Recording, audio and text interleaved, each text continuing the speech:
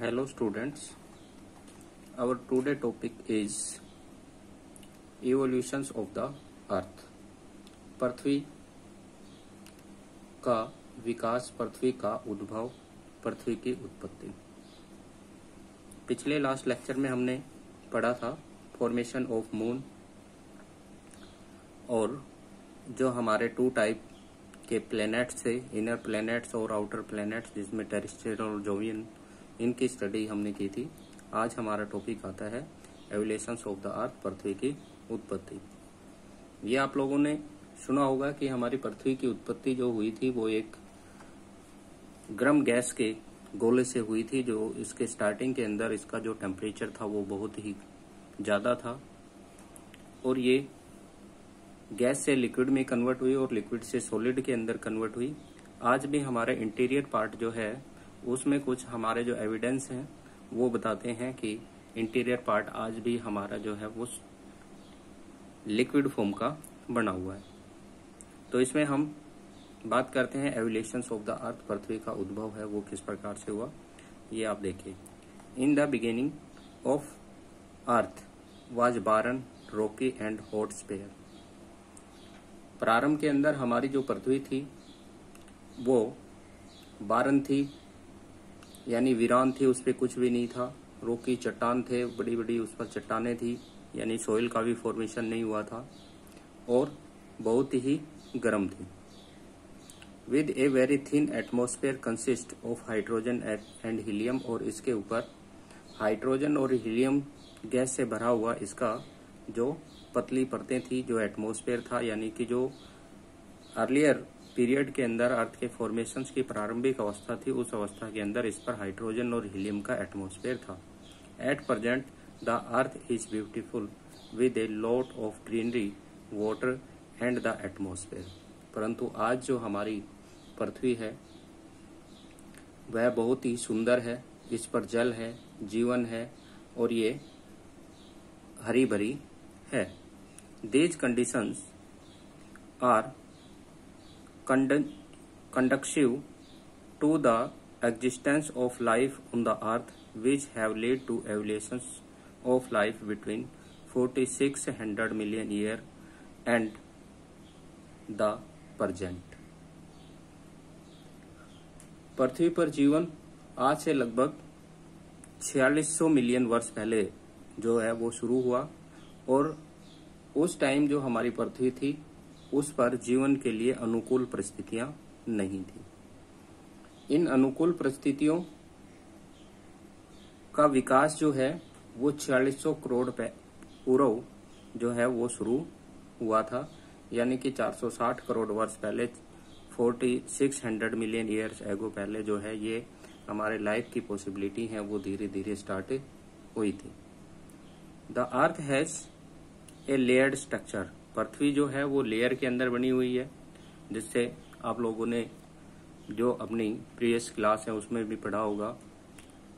Earth crust होता है, mental होता है, कोर होता है, तो इस प्रकार से ये लेयर के अंदर बनी हुई है। एवरी लेयर्स का जो टेम्परेचर है, एवरी लेयर्स की डेंसिटी है, एवरी लेयर्स के अंदर जो मटेरियल्स हैं, रॉक्स हैं, वो डिफरेंट हैं। तो ये आपको ध्यान में रखना है कि हमारी पृथ्वी वो प्रारंभ के अंदर थी, वो बहुत ही गर्म थी, चट्टानी थी, वीरान थी, इस पर हाइड्रोजन और हीलियम गैस का बना हुआ हमारा वायुमंडल था। लेकिन आज हमारी जो पृथ्वी है वो बहुत ही सुंदर है, हरी भरी है और उस पर जीवन जो है वो जीवन के लिए अनुकूल परिस्थितियां हैं। ये परिस्थितियां जो हैं वो शुरू हुई 4600 मिलियन ईयर्स एगो, 4600 मिलियन ईयर्स एगो, इस प्रकार की जो परिस्थितियां हैं वो शुरू हुई थी। इसके बाद आता है आपका development of lithosphere. Development of lithosphere, पृथ्वी पर जीवन जो है और जो स्थल मंडल है उसका विकास। Most of the heavenly bodies are made of the combinations of lighter and heavier material and the earth is no exceptions. बहुत सारे हमारे विद्वान कहते हैं कि हल्के पदार्थ और भारी पदार्थ जो होते हैं उनका जो कॉम्बिनेशंस होता है उनसे हमारी जो पृथ्वी है उसका निर्माण हुआ है। जो हमारे खगोलीय पिंड दूसरे बने हुए हैं, जो हमारे यूनिवर्स के अंदर अदर्स जो खगोलीय पिंड बने हुए हैं वो हल्के और भारी पदार्थों के मिश्रण से बने हुए हैं, और इसी प्रकार से हमारी पृथ्वी का भी कॉम्बिनेशन है वो हैवियर और लाइट मटेरियल से हुआ है। Different material of the earth have different density. अलग अलग जो पदार्थ होते हैं, मटेरियल्स होते हैं, उनके अलग अलग डेंसिटी होती है। And the material inside the earth get separated according to density. और पृथ्वी के इनर पार्ट से और आउटर पार्ट तक जो मटेरियल है वो डेंसिटी के अकॉर्डिंग जो है वो अलग अलग लेयर के अंदर सेपरेट हो गए हैं, क्योंकि जिनकी डेंसिटी हाई होती है वो हैवी होते हैं, और हैवी होते हैं वो लोअर लेयर्स के अंदर नीचे बैठ जाते हैं, सिंक हो जाते हैं, डूब जाते हैं। और लाइट होते हैं वो ऊपर जो है वो फ्लोटिंग कर रहे होते हैं, तैरने लग जाते हैं। तो इस प्रकार से जो हैवी मटेरियल थे वो इनर पार्ट के अंदर डिपॉजिट हो गए, और लाइट मटेरियल था वो अपर पार्ट के ऊपर कंसिस्ट हो गए। Denser and heavy materials like nickel and iron sink toward the centre the earth while the lighter material move toward the surface of the earth. Density के according जैसे कि निकल और आयरन थे, इनका डेंसिटी जो थी वो अधिक थी, इनका जो वेट था वो ज्यादा था, हैवी थे ये, इसलिए ये जो है वो कोर के अंदर डिपॉजिट हो गए, जबकि लाइट मटेरियल जो थे वो सरफेस के ऊपर आ गए। The outer surface colded and solidified to the form of the crust of the earth. जो आउटर पार्ट था वो कोल्ड हुआ, ठंडा हुआ और सॉलिड फॉर्म के अंदर कन्वर्ट हो गया, और हमारे अर्थ का लिथोस्फीयर और अर्थ क्रस्ट का फॉर्मेशन हुआ। The process through which the earth forming material got separated into different layer is called differentiation. जिस प्रोसेस से जो हमारे लाइट मटेरियल और हैवी मटेरियल सेपरेट हुए, उस सेपरेट होने के प्रोसेस को हम डिफरेंशिएशन का नाम देते हैं। तो ये ध्यान में रखना, the process through which the earth forming material got separate into the different layer is called differentiation. विभेदीकरण हिंदी में बोला जाता है कि जो हल्के पदार्थ और भारी पदार्थ अलग अलग परतों के अंदर जमा हुए और जिससे पृथ्वी की विभिन्न परतों का निर्माण हुआ, उसे हम विभेदीकरण कहते हैं। The process through which the earth forming material got separate, वह प्रक्रिया जिससे हमारे अर्थ का निर्माण करने वाले जो पदार्थ थे वो सेपरेट हो गए, अलग हो गए, इनटू द डिफरेंट लेयर, विभिन्न परतों के रूप में, इस कॉल्ड डिफरेंशिएशन। इसको अंडरलाइन कर ले और नोटबुक में इसको नोट भी करना है। Going from the surface to the centre of the earth, जैसे ही हम सरफेस के अर्थ के सरफेस से उसके सेंटर की ओर जाते हैं, there are different layer which are successfully called as crust, mantle, outer core, inner core. जैसे जैसे हम अर्थ के सरफेस से और एंटर पॉइंट तक सेंटर पॉइंट की ओर एंट्री करते हैं, तो वैसे वैसे उसकी जो करैक्टरिस्टिक्स होती है, उनके टेम्परेचर होता है, उनका जो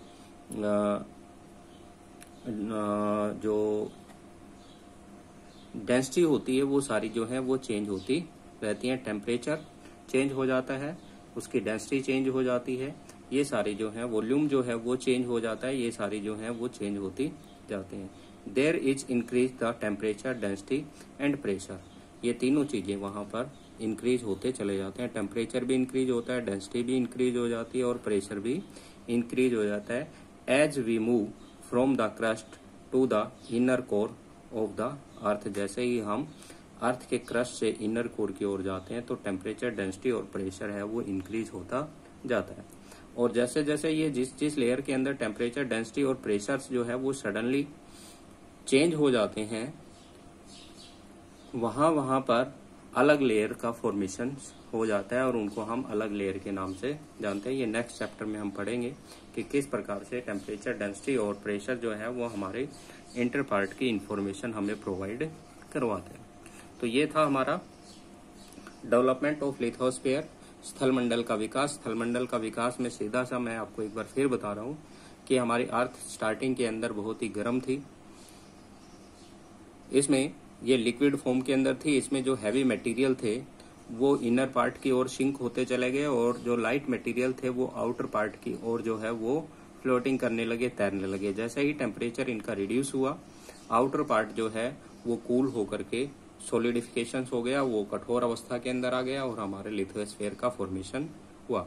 जबकि इनर पार्ट जो है, हमारे कोर जो है वो आज भी लिक्विड फॉर्म के अंदर है, क्योंकि उनका टेम्परेचर जो है वो रिड्यूस अभी नहीं हो पाया है।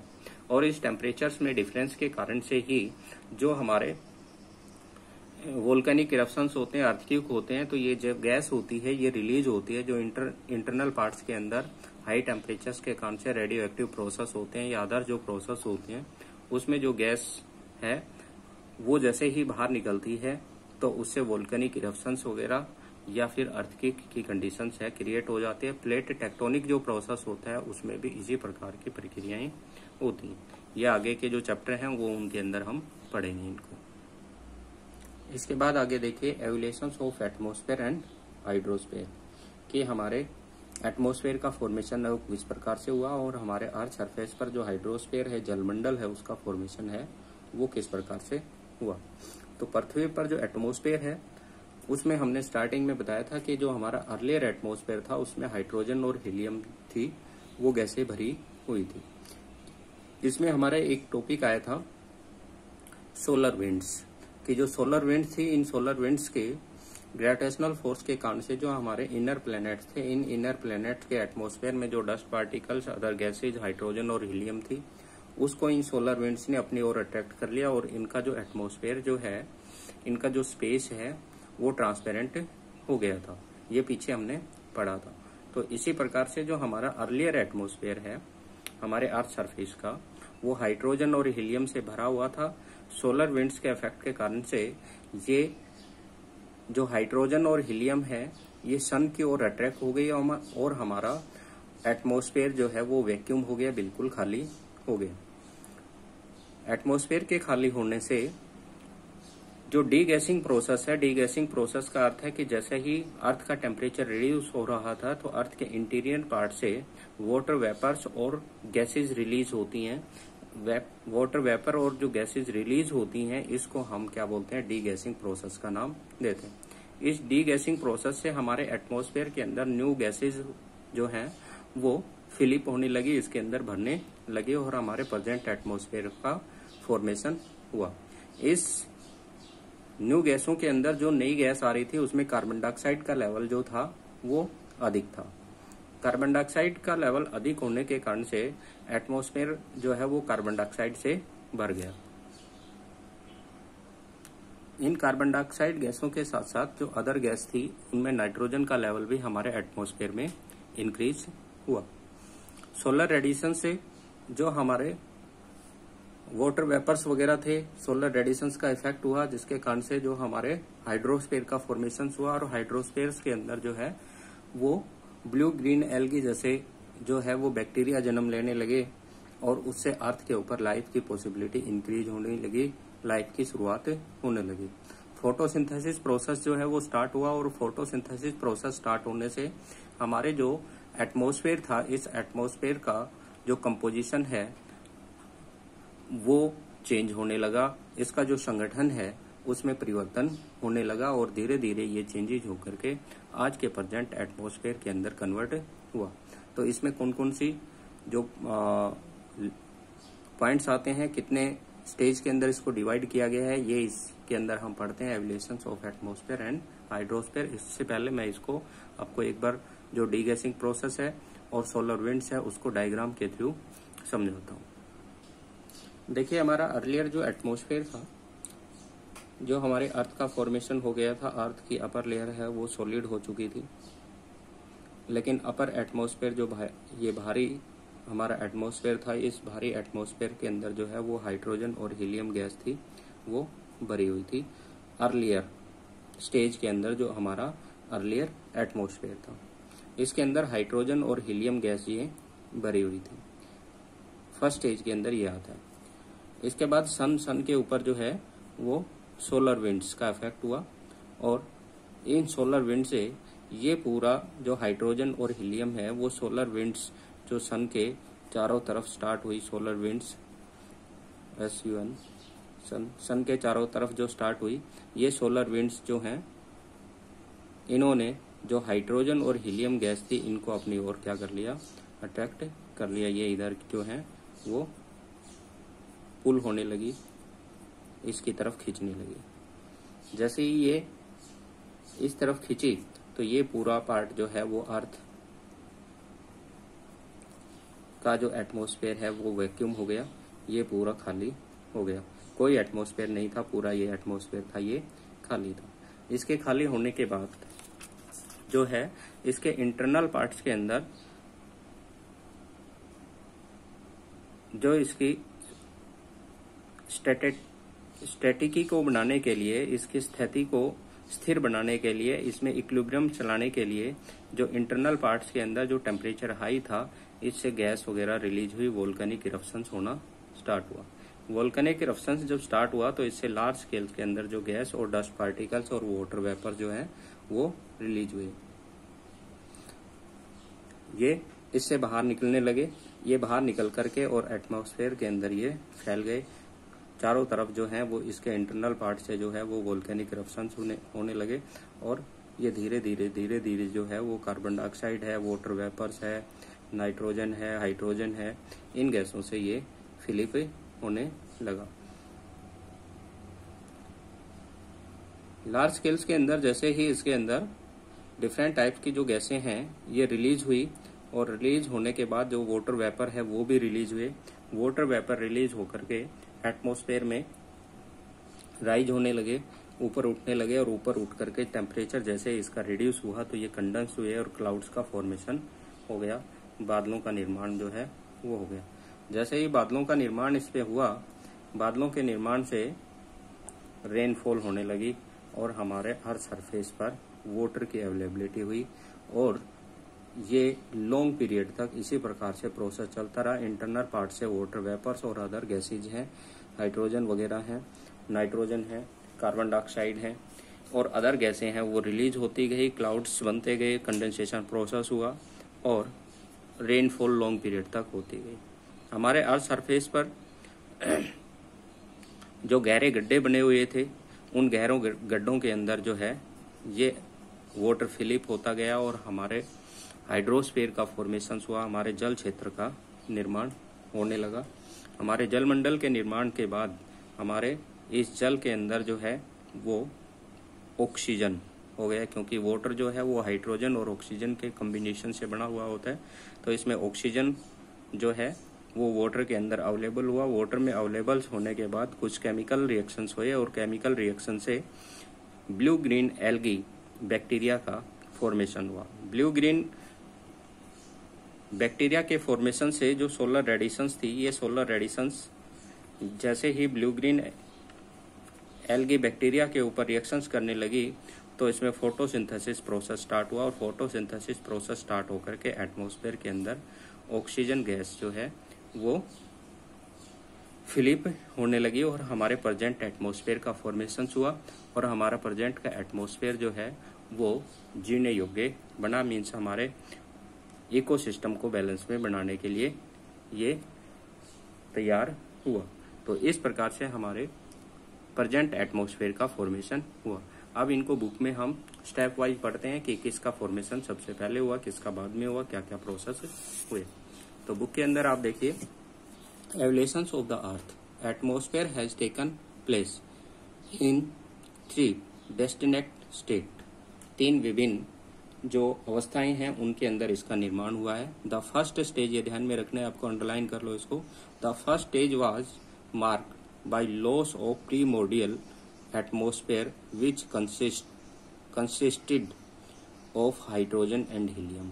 सबसे पहली स्टेज ये है जिसमें हमारा प्रीमोर्डियल जो एटमॉस्फेयर था, जो हमारा आदिकालीन वायुमंडल था, उस आदिकालीन वायुमंडल के अंदर जिसमें हाइड्रोजन और हीलियम गैस थी उसका लॉस हुआ, वो समाप्त हो गया। पहली अवस्था ये थी। दूसरी, इन द सेकंड, अब ये लॉस कैसे हुआ, कहाँ गया, तो ये मैंने बताया था कि सोलर विंड्स जो है वो स्टार्ट हुई थी जिसमें कॉस्मिक रेडिएशंस जो थी, इन कॉस्मिक रेडिएशंस ने हाइड्रोजन और हीलियम था उनको अपनी ओर क्या कर लिया, अट्रैक्ट कर लिया, जिससे हमारा जो प्रीमोर्डियल एटमॉस्फेयर था वो समाप्त हो गया, उसका लॉस हो गया। In the second stage much of the evolutions of atmosphere took place due to hot interior of the earth.